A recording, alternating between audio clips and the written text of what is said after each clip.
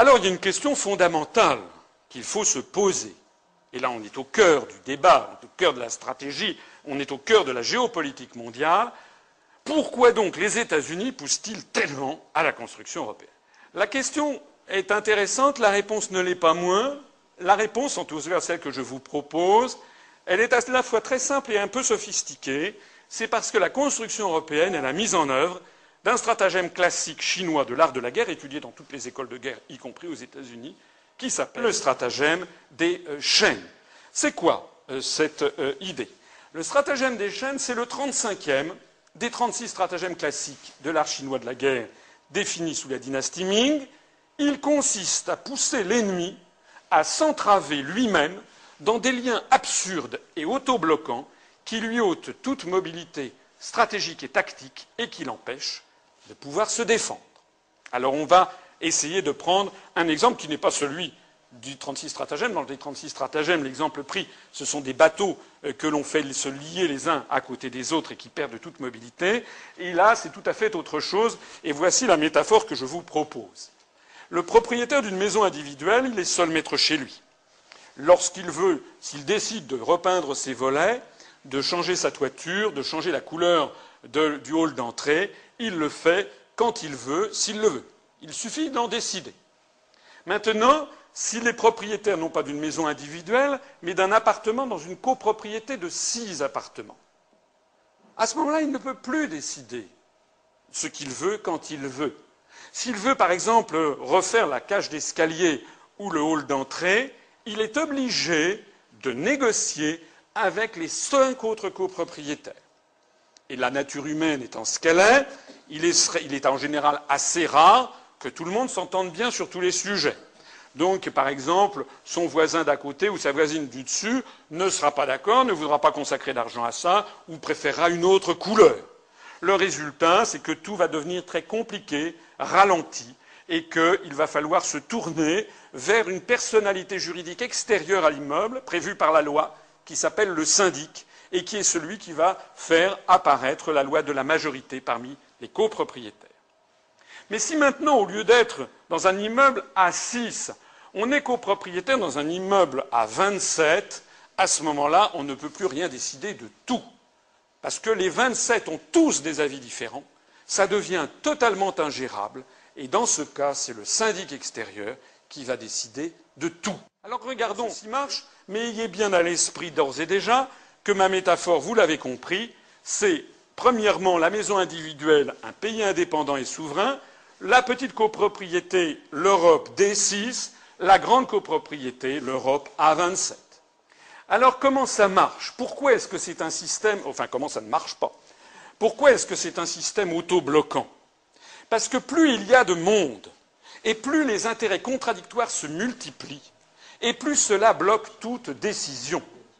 Par exemple, le propriétaire du rez-de-chaussée dans un immeuble veut que l'on change la porte d'entrée qui refroidit le hall, ce à quoi se refusent les propriétaires des étages supérieurs. Le propriétaire du 2e étage se plaint des odeurs du vide-ordures. Le propriétaire du 4e étage a des problèmes de canalisation. Les propriétaires des étages supérieurs veulent rénover l'ascenseur, parce qu'ils l'utilisent tous les jours, ce à quoi se refusent les propriétaires du rez-de-chaussée et du 1er étage qui ne prennent jamais l'ascenseur. Et puis le propriétaire du dernier étage veut que l'on rénove toute la terrasse, qui lui procure des infiltrations d'eau, ce que refusent tous les autres copropriétaires. Donc dans ces conditions, bien, comment est-ce que ça marche? Eh bien, il faut qu'il y ait un syndic extérieur à l'immeuble qui doit tout trancher et qui décide de tout.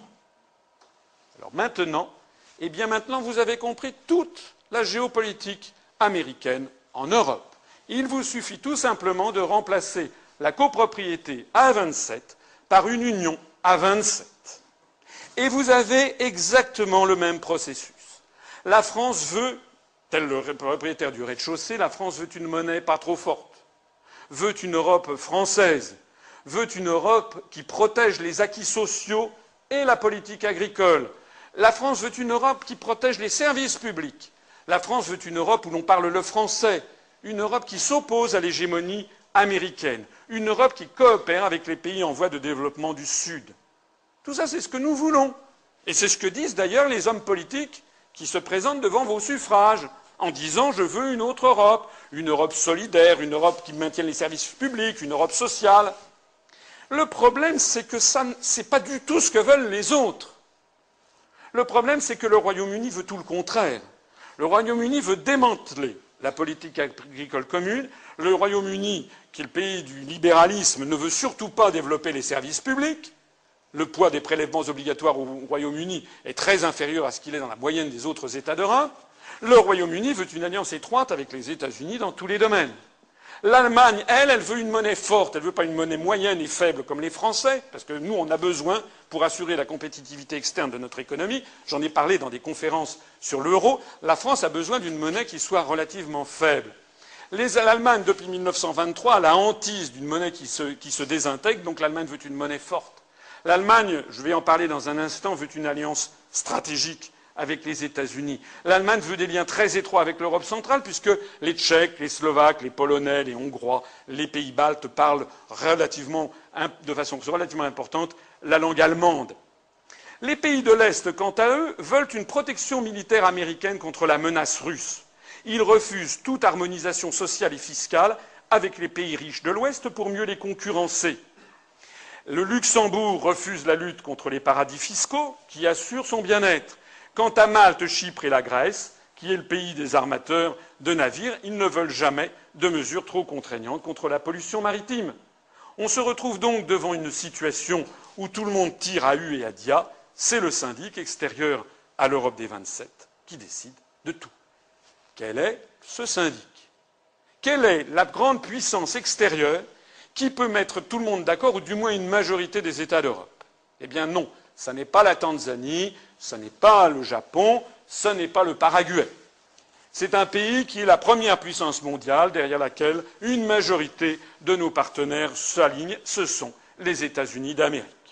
Alors il y avait jadis en France un chef d'État qui avait tout compris, qui s'appelait Charles de Gaulle, et qui, dans sa conférence de presse du 15 mai 1962, a dit exactement ceci. On nous dit, fondons ensemble les 6 États dans une entité supranationale. Ainsi, ce sera très simple et très pratique. Ce sont des idées qui peuvent peut-être charmer quelques esprits, mais je ne vois pas du tout comment on pourrait les réaliser pratiquement, quand bien même on aurait 6 signatures au bas d'un papier. Il est vrai que dans cette Europe intégrée, comme on dit, il n'y aurait peut-être pas de politique du tout. Cela simplifierait beaucoup les choses. En effet, dès lors qu'il n'y aurait pas de France, pas d'Europe, qu'il n'y aurait pas une politique faute qu'on puisse en imposer une à chacun des 6 États, on s'abstiendrait d'en faire. Mais alors peut-être ce monde se mettrait-il à la suite de quelqu'un du dehors qui, lui, en aurait une politique. Il y aurait peut-être un fédérateur, mais il ne serait pas européen. Et ce ne serait pas l'Europe intégrée, ce serait tout autre chose de beaucoup plus large et de beaucoup plus étendu, avec, je le répète, un fédérateur. Peut-être est-ce cela qui, dans quelques mesures et quelquefois, inspire certains propos de tel ou tel partisan de l'intégration de l'Europe. Alors il vaudrait mieux le dire.